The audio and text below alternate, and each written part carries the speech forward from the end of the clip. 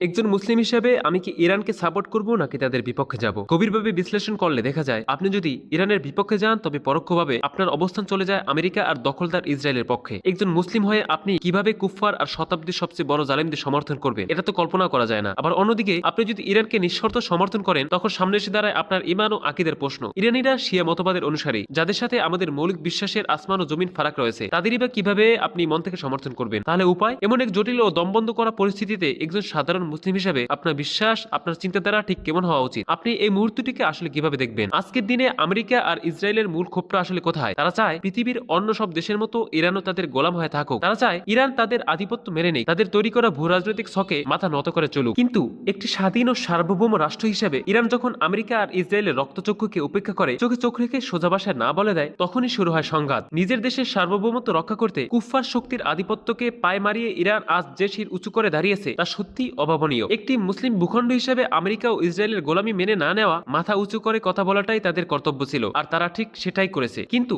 এর মানে কি এই যে আমরা আমাদের আকীদা বিসর্জন দিয়ে তাদের সমর্থন করব?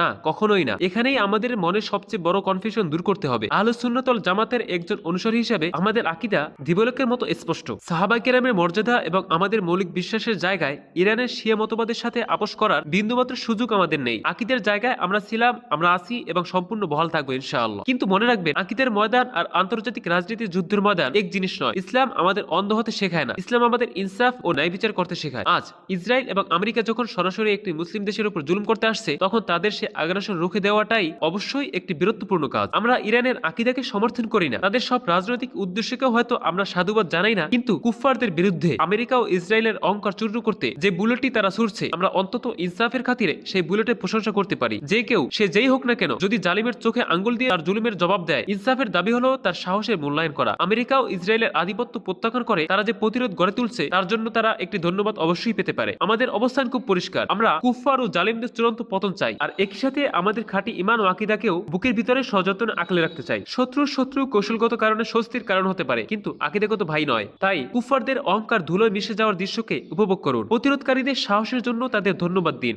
কিন্তু নিজের বিশ্বাস ও আকীদার ক্ষেত্রে পাহাড়ের মতো অটল থাকুন। আল্লাহ আমাদের সবাইকে সঠিক রাজনৈতিক প্রজ্ঞা দান করুন এবং